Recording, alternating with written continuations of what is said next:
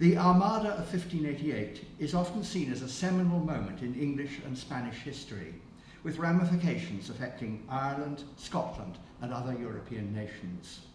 But in most respects, it was a gigantic non-event.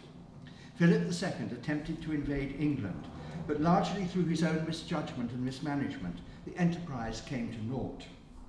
Though his English and Dutch adversaries did their best to thwart him, it was mainly the weather that turned the king's unrealistic plan into unmitigated disaster. The autumn winds of 1588, the winds of God as the Protestant propagandists would have it, blew early and with unusual violence, and many of the returning Spanish ships came to grief on the Atlantic coasts of Ireland and Scotland. 8 wrecks are known today. Number 1 is the Santa Maria de la Rosa, lost in Blasket Sound, County Kerry. The next 3 need no introduction here. They're the 3 big Levanters that grounded on Streelar Strand.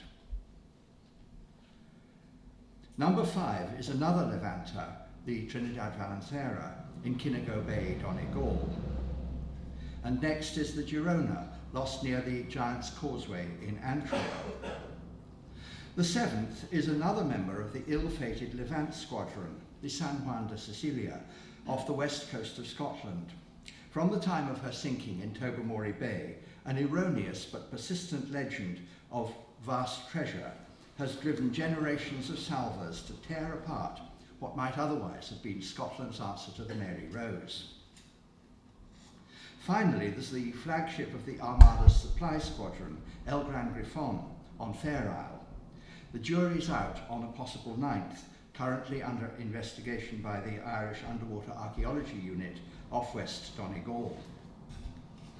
These wrecks represent an enormous archaeological resource, no less than a large-scale 16th century amphibious task force frozen in transit. There's nothing quite like it anywhere in the world. This potential is complemented and enhanced by a plethora of documentation. Spain was the largest bureaucracy in the early modern world, and the years of planning and mobilization that preceded the Armada has generated a staggering volume of paperwork. Until recently, much of this had barely been tapped. Historians had mined the records for information about the great affairs of state, but had largely dismissed the administrative minutiae that made it all happen. And this, of course, is exactly the kind of superficially trivial material we as archaeologists encounter on a daily basis. But it's not trivial at all. It's the stuff of everyday life, and it connects us directly with the people involved. The productive marriage of these two abundant and complementary resources makes the Armada a unique window into the late 16th century world. The first investigation of an Armada wreck in modern times was on the scattered remains of the galleass Girona, which struck the rocky tongue of Lacada Point, showering her heavier remains into the surrounding gullies. Gold, being the heaviest, found its way into the deepest cracks. The site was discovered by Robert Stenouille in 1967, and his painstaking sifting of the gully bottoms has yielded a unique collection of Renaissance jewellery and other finds, which, through the good offices of the late Lawrence Flanagan, were acquired by the Ulster Museum, where they continue to be a major public attraction. The cream of Spain's nobility perished on the Girona, and the collection provides us with a striking glimpse of the Armada's elite. These jewels include the knightly emblems of Santiago, St. John of Malta, and Alcantara, cameos of Roman emperors, and an exquisite ruby-studded gold salamander, which once hung around a grandee's neck. The Armada's strong religious focus is provided by crucifixes, a gold reliquary box still holding the remains of paschal candles, and a ring with the IHS sacred monogram. At the top left is a simple holy medallion of pewter, which no doubt brought solace to one of the Armada's many ordinary folk. On a more personal and deeply tragic level, This ring given by a young Spanish lady to her lover before he set out on the Armada. It consists of an unclasped buckle and a hand holding a heart, and an inscription, "No tengo más que darte," I have nothing more to give thee. This is where it began for me, on the southwestern tip of Ireland, overlooking Blasket Sound.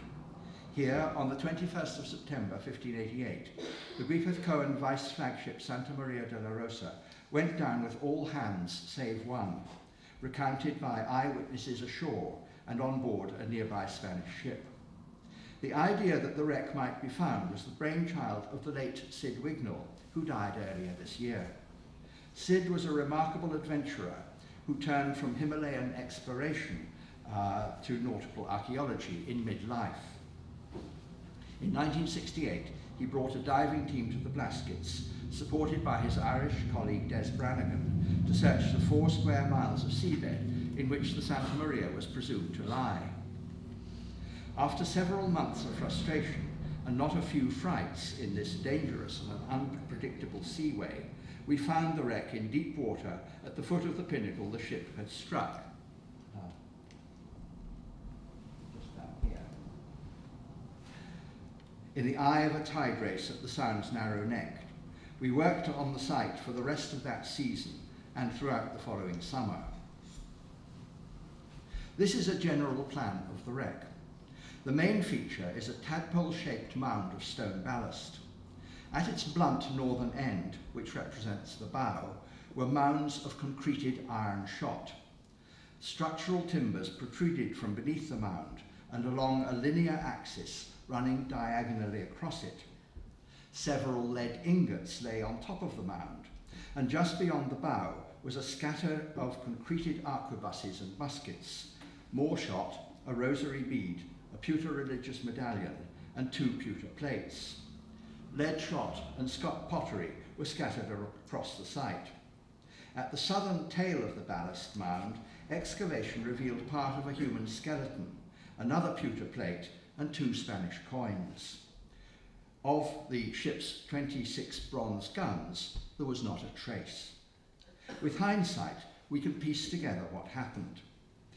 When the ship hit the rock, swinging on her anchor, she virtually broke in 2 and sank quickly to the seabed. On impact, her bottom fell out, together with most of the heavy ballast, and that's effectively what the wreck consists of today. The lightened upper decks and stern, together with most of their contents and all the guns, drifted away in the current and drifted southwards with the tide into very deep water where, presumably, they still lie. If we'd been treasure hunters, we'd probably have given up at this point, but there was still useful archaeological work to be done. We devoted particular attention to the complex structure around the midpoint of the wreck, where the ship appears to have broken apart.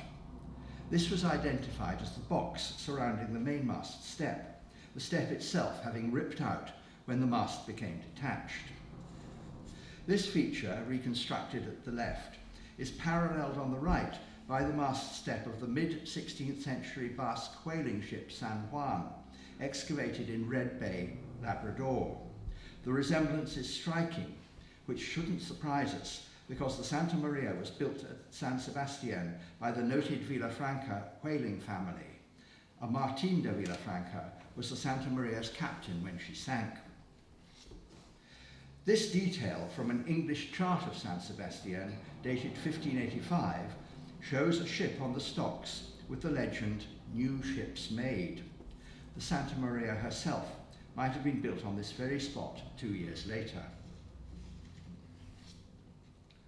The ship whose sparse remains we investigated in Blasket Sound probably resembled in most respects the collapsed but otherwise largely complete hull of a Basque whaling ship of the period, so brilliantly excavated by Parks Canada in Red Bay. Lest any doubt remain about the identity of the wreck in Blasket Sound, 2 of the pewter plates found there are inscribed Matute, the name of an infantry captain that documentary sources tell us was aboard the Santa Maria. Nor was this the last of her secrets. Though we only sampled the massive concretions of round shot at the forward end of the ballast, it's clear that many hundreds of unfired projectiles had gone down with the ship. As more Armada wrecks were investigated, the same picture emerged. All had plenty of shot on board when they sank. This contradicts the view of many historians that the Armada had failed partly because it ran out of ammunition. But this clearly wasn't true. You can't argue with cannonballs. If we'd found the Santa Maria's guns, perhaps they would have answered the question. So the next best thing was to try to find another Armada wreck in the hope that its guns hadn't drifted away. We turned our attention northwards to Fair Isle, where El Gran Griffon, flagship of the Armada's supply squadron, had gone down. There was a strong local tradition as to where it lay, and a short dive confirmed its total accuracy. What remained of the Griffon lay in two deep gullies at the foot of a narrow creek called Stromshelia, close to the southern end of the island. This is an extremely dynamic location, and shingle movement in the strong tidal and wave-induced currents have not only destroyed all traces of the ship and other organic material, but also light and organics such as pottery have been ground away to nothing. But heavy metal objects, mainly guns and projectiles, had worked their way into the gully bottoms where they'd become stabilized and protected. And it was guns and round shot that we'd come primarily to find. The ship had been issued with 8 new bronze pieces, 4 demi-culverins and 4 demi-sakers, cast at Lisbon in 1587 to supplement the armament of 30 iron guns she'd carried as a Baltic merchantman based at Rostock. We found and raised an example of each of the 2 bronze types. They're slender, elegant pieces, and though cast for the crown, they lack heraldic embellishments and inscriptions. Documents explain this rare omission. In 1587, the king's harassed Captain General of Artillery, Juan de Acuña Vela, had written from the Lisbon foundry to request, in view of the pressing urgency of casting guns for the assembling Armada, that the normally mandatory royal insignia might be left off to speed up production. The king's response is not recorded in the documents, but archaeology now reveals that this permission was indeed granted. Although these guns are elegantly proportioned, this was not a practical virtue, as another document generated by Acuña Vela's office reveals. This technical drawing shows at the top a demi-culverin of the same proportions as the Griffon example, with the comment that it's of an old pattern unsuitable for use at sea. It's too slender for safety and too long for shipboard use. The bottom example has been beefed up, but now it's too heavy as well as too long. Acuña's solution is the middle piece, which has been reduced in length and the metal saved used to make the barrel thicker and stronger. These proportions are optimum for a gun of this type and were to survive virtually unaltered for the next 2.5 centuries. The tragedy for the Spaniards in 1588 was that the sound technical know-how some senior officials undoubtedly possessed failed to penetrate the bureaucratic inertia of state administration. There were difficulties too at the Lisbon foundry where the Griffon's bronze guns were cast, leading to horrific accidents when inadequately cured moulds exploded. Problems were also encountered in centering the bores properly, and many guns were rejected on this account. The broken off muzzle end of the Griffon demi-culverin demonstrates this fault, which if projected to the breech would show a weakness so great that in all probability it's never been fired. Even a much reduced charge would probably have destroyed the piece. Nor was this an isolated case. As we've already seen, an Italian saker from the Giuliana, one of the street wrecks, has suffered just such an accident near the muzzle, rendering it useless and no doubt causing injury or death among its crew in the process. The bulk of the Griffon's armament comprised light wrought iron pieces, all of them breech loaders. The smaller ones would have been mounted on swivels, the larger on wooden beds. Such pieces would have been effective in an anti-personnel role, but they were not in any sense ship killers. There were also a few small cast-iron guns, that's one at the top, which were almost certainly products of North Germany or Sweden.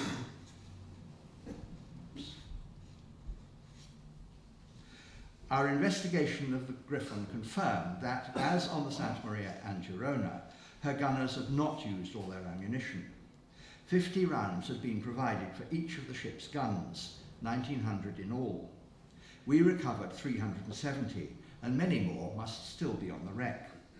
Of the 200 9-pounder balls allocated to her 4 demi-culverins, we found 97, indicating that, at the very least, practically half her heaviest available firepower had not been discharged at the enemy. The pattern for her 34 lighter guns, 6-pounders and less, is different. For these, we identified 273 rounds, or just 16% of the total. On the basis of this substantial sample, we can say that at least aboard this ship, the heavier the gun, the less likely it was to be fired. But this previously unsuspected historical bombshell was all there in the documents, had anyone bothered to look. Let me introduce my colleague and collaborator of nearly 40 years, Professor Geoffrey Parker. If my research has been under the sea, his is here at Simancas, where the bulk of Philip II's papers are housed. He's familiar with archives across Europe and is a leading authority on Philip II, the 16th century Spanish state, and Renaissance warfare in general. Many years ago, when we were both teaching at St Andrews, we agreed to pool our resources in a new study of the Armada, in which archaeology and history would be seamlessly integrated. So it's hardly surprising that when we started turning up unexpected roundshot on the wrecks, Geoffrey started to find the same information in Simancas. This is a record of shot expended during the Armada battles by the 21-gun Andalusian vice flagship San Francisco. In 4 days of fighting, she discharged 242 balls, only 23% of her total, and an average of less than 3 rounds per gun per day. The records of other Spanish ships show a similar picture. Whatever else the Spanish may have been, and they were competent and brave in most respects, they were not good sea gunners. Why? Some of the answers have been provided by the most extensively excavated Armada wreck so far, that of La Trinidad Valenciera, which grounded and sank in Kinigo Bay, Donegal.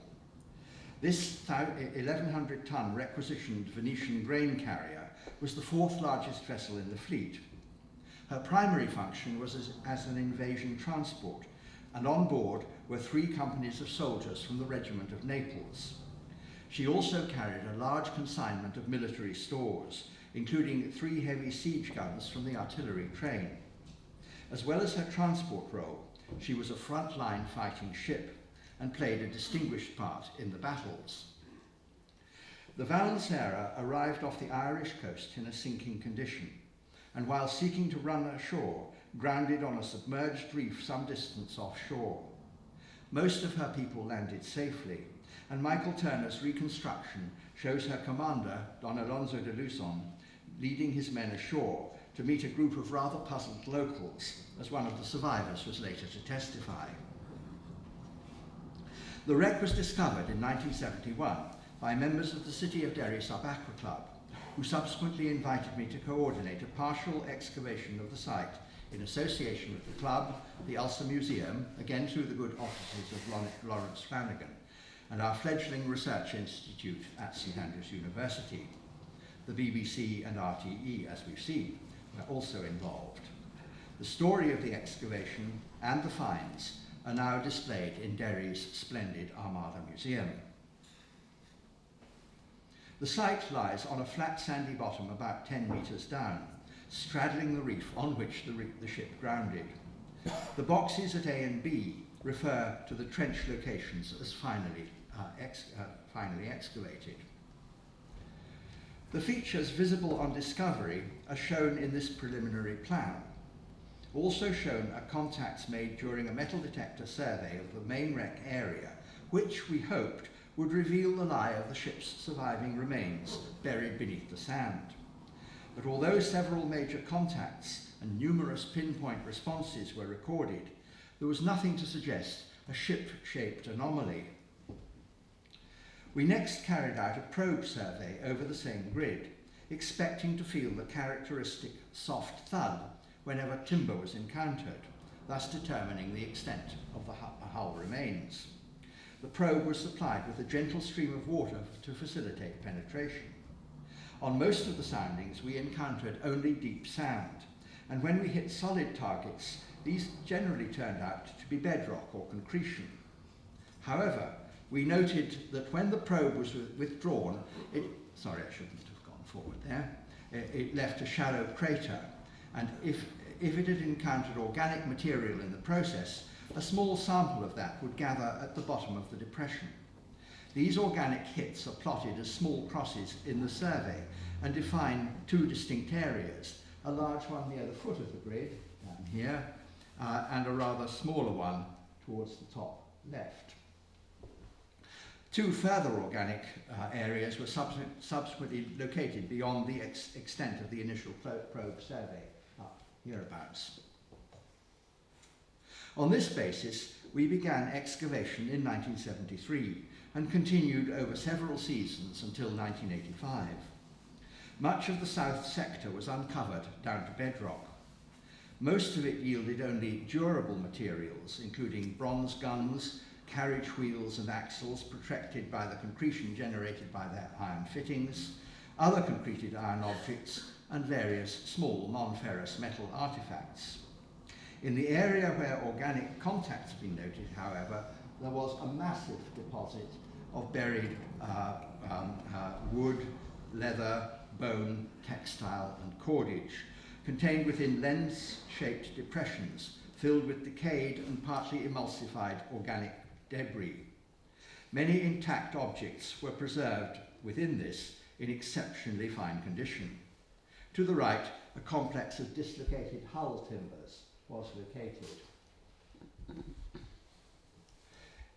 Excavation in the north sector of the grid was targeted on the areas of organic contact there. The main deposit contained 4 gun carriage wheels, 2 axles, and many items of military and domestic equipment, including muskets and arquebus stocks, a barrel of gunpowder, powder flasks, helmets, and a pikeman's breastplate. Why were the finds deposited in this way? And why are there no coherent remains of a ship, only a few disarticulated pieces? What we think has happened is this.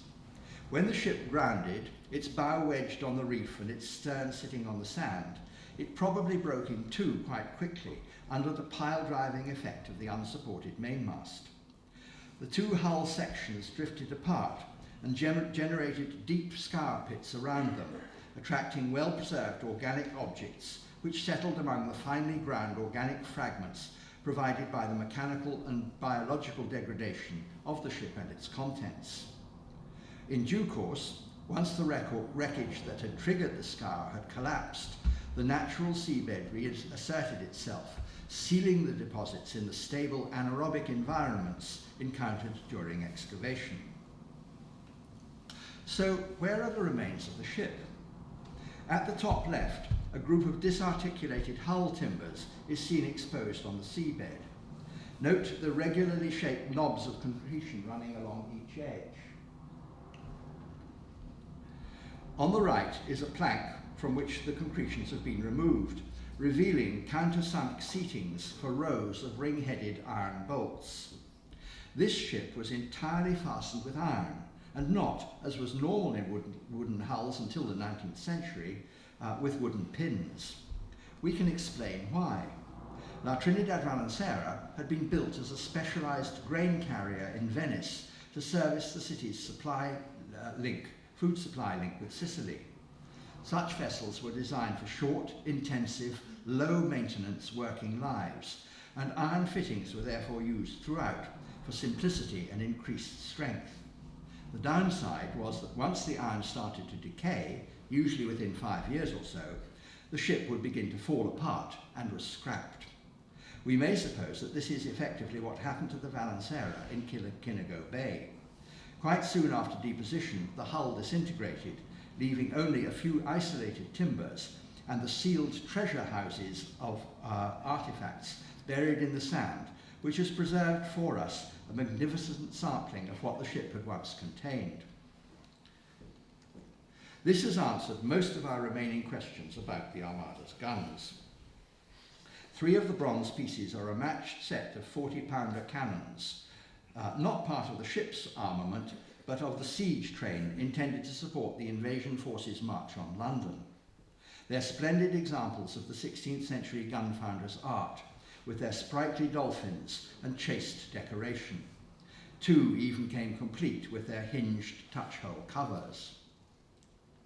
Archaeologists don't often find artifacts that are documents in their own right, but these proclaim their ownership by the full arms of Philip II.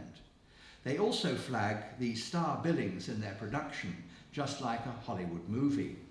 Juan Manrique de Lara was Captain General of Artillery in 1556, the first year of Philip's reign, while the largest lettering, quite properly, is reserved for the principal star, Remigi de Hulot, the Flemish technocrat in charge of the Royal Gun Foundry at Malines, near Antwerp, who supervised their casting.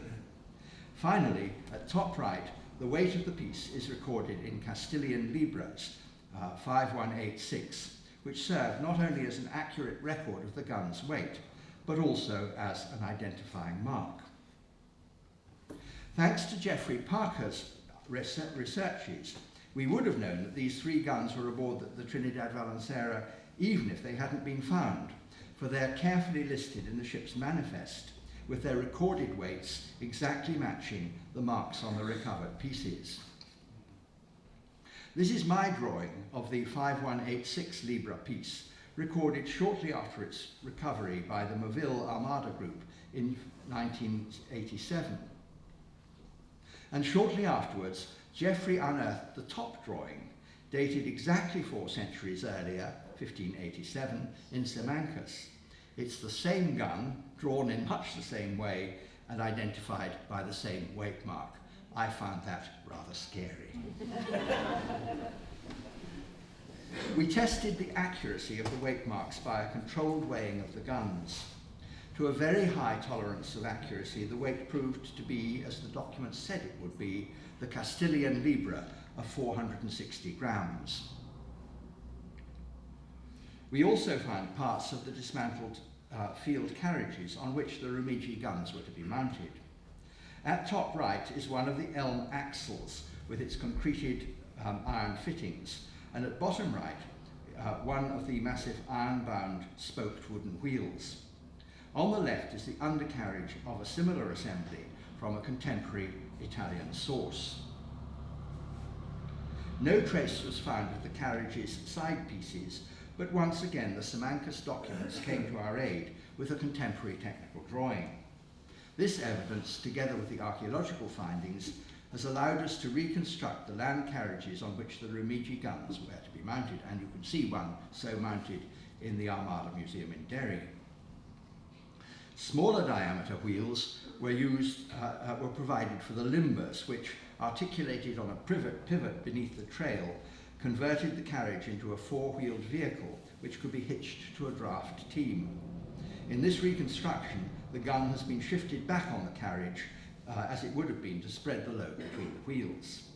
At the bottom is a contemporary picture of an artillery train on the move, an immensely complex technical and logistical exercise which finds from the Trinidad Valancera has done much to elucidate.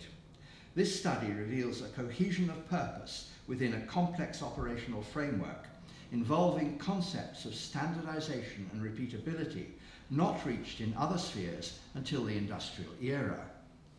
But the Royal Artillery train was a tightly controlled entity managed by a powerful central authority, and its impressive cohesion was based on internal standardization only. It was very much a one-off achievement. Such cohesion simply didn't exist across the areas of Hispanic influence, still less to the wider world beyond. The Armada's ships and guns were drawn from states and cities across Europe, and each had its own distinctive and unrelated system of weights and measures. This is a sampling of non-Spanish bronze guns from the Armada wrecks. At the top is a French royal gun from Tobermory, its weight calculated in livres of 490 grams.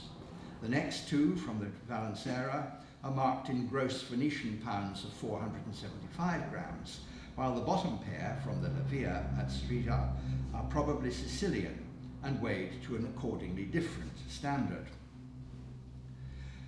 The chaos and idiosyncrasy which characterized early post-medieval approaches to mathematics and measurement is evidenced by gun measuring instruments found on the wrecks. The scale at far left is brass and comes from the Tobermory ship. Next to it is a similar wooden scale from the Trinidad Valancera. These are gunner's rules, simple devices intended to relate the diameter of a gun's bore to the weight of shot appropriate to it. These scales were complemented by shot gauges, of which 3 wooden examples from the Valancera are seen on the right. Without boring you with the tedious arithmetic, these scales are so inaccurate and inconsistent as to make them virtually or effectively worthless. Even discounting the errors, they confirm to no identifiable weight unit, while the Valancera scale and the one from Tobermory do not match one another. These important finds allow us to comprehend, from the perspectives of 2 contemporary gunners, a culture of misconception and muddle, which not only had a profound effect on the Armada's gunnery capabilities, but also, and more significantly, I think, demonstrates the difference of mindset which separates the early modern world from our own. It's difficult for present-day intellects, conditioned as they are by assumptions inherent in industrial and post-industrial societies, to comprehend the enormity of these difficulties from the perspective of a 16th century mind. So, how effectively were the guns worked at sea? Most people will be familiar with the 4-wheeled truck carriage, which survived into the 19th century. The example above is from the Mary Rose, the carriage being a replica of the original. Below is a detail from an English ship draft of 1586, showing the distinctively stepped cheek of a similar carriage. The advantage of this design is that it's compact and easy to manage aboard ship. When run out, the barrel protrudes well beyond the port, and no deck space is taken up behind the breech. This makes the piece simple to bring inboard for loading and running out into the firing position. In 1588, the English seem to have used this type exclusively. Not so the Spaniards. Sir Henry Mannering, writing in the early 17th century, observed that, quote, "The fashion of carriages we use at sea are much better than those of the land, yet the Venetians and Spaniards and divers others use the other in their shipping," end quote. Spanish documentary sources confirm this, and two examples have been found on the wrecks. The top one is from the Trinidad Valancera and lacks its wheels and associated gun, while the lower example, from one of the Strida wrecks, is complete with a pair of solid wooden wheels. Its bronze gun is still attached. It's inverted, so the gun's at the bottom. This reconstruction is based on the Trinidad Valancera sea carriage. Below is a full-scale replica operated by a modern naval gun crew. The space it takes up and its general awkwardness are obvious. The same gun was mounted on a replica Mary Rose carriage, and comparative trials were made. The Valancera carriage consistently took twice as long to load and run out as its English equivalent. This accords with a contemporary description of the rival side's artillery performance in the 1588 battles, which noted that, quote, "the English ships discharged our broadsides double for their single," end quote. But this should not be seen as a key factor in the Armada's failure. The Spaniards didn't regard naval gunnery as a core strength, and they did not expect to annihilate the enemy in a standoff artillery fight. The Armada, as we've seen, was an invasion task force designed to reach its objective without being deflected from that purpose. So its defensive responses were framed solely with this in mind. Much more effective than the Armada's relatively light and poorly worked shipboard ordnance were the 20,000 troops it carried. Artillery alone could rarely sink a wooden ship. The English victory could only be assured by boarding and physically overwhelming an enemy. The English had no soldiers on their ships, so had to rely on their greater mobility and heavier firepower to disable and so deflect the Spaniards from their purpose. They couldn't risk close ship-to-ship actions in which the packed companies of Spanish soldiers would undoubtedly have prevailed. Spanish infantrymen were the best in Europe, and archaeology has allowed us to examine and assess their equipment at first hand.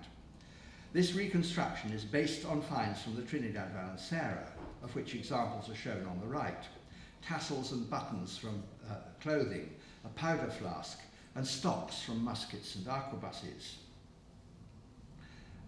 Other details are the cloth cover over his helmet to preserve its ornately engraved surface for parades and so on, a pair of high-fashion shoes slung on his belt, again for special occasions. On active service, he wore Esparto-soled sandals, which we found on the wreck, and a combination of front and back pack for rations and personal kit.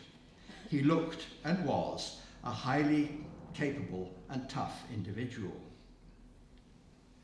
In close-quarter fighting, the soldiers were supported by short-range anti-personnel weapons. This is a breech-loading swivel gun, which was quick to reload and could fire either a solid stone ball or a canister of lead shot, iron nails, or flint. This is an alcanthia, or ceramic fire pot. The contemporary woodcut shows one prepared for use. It was filled with a mixture of gunpowder, spirits, and resin, and a series of burning fuses was tied around its waist. On impact, the pot would shatter, exploding the powder and scattering the spirits and resin like napalm. Another incendiary weapon was the fire trunk. At the top is one from the Trinidad Valenciana. It's a hollow wooden tube, closed at one end and mounted on a pole. It was filled with a series of explosive incendiary charges which would go off in series at short intervals after a fuse had been lit. The weapon this modern replica was made by the BBC for a television programme. The weapon was designed primarily for assaulting the breach in a fortress wall, but could equally well be used in boarding actions at sea. I'd love to emulate Neil MacGregor's wonderful book, A History of the World in 100 Objects, by telling the story of the Armada in 100 finds from the wrecks. But I haven't time, so I'll just choose two. Both are from the Trinidad Valenciana. This decorated pewter bowl bears the familiar figure of Santiago on horseback, cloak flying and sword arm raised. But the foes beneath the flailing hooves are not the usual prostrate Moors. They're the swirling waves of the sea, and the date in the encircling inscription explains the symbolism. It's 1583, and Spain's warrior saint is shown conquering a new enemy, the ocean itself. The bowl commemorates the amphibious assault on Terceira in the Azores in that year. The Armada was to be based on exactly the same principle, though on a much smaller scale, a much larger scale. No doubt its owner was a veteran of that earlier and highly successful campaign, and no doubt he anticipated a similar walkover in 1588. My second choice is an exquisite white porcelain bowl decorated with blue flying horses. It's Wan Li export pottery of the Chinese Ming dynasty, and it reached Europe, we may suppose, by way of the Manila galleon across the Pacific to Acapulco. From there, it would have been mule-packed across the Isthmus of Panama to connect with a transatlantic treasure fleet bound for Seville. There, no doubt, it was bought by a nobleman who took it with him on the Armada to grace his table in a Spanish-administered England. But fate was to dictate otherwise, and it ended up for 400 years in a remote Irish bay. You can see both objects, and many more besides, each with its own special story to tell, in Derry's Armada Museum, in the Ulster Museum, and in the Shetland Museum at Lerwick, where the Grand Griffin finds are housed.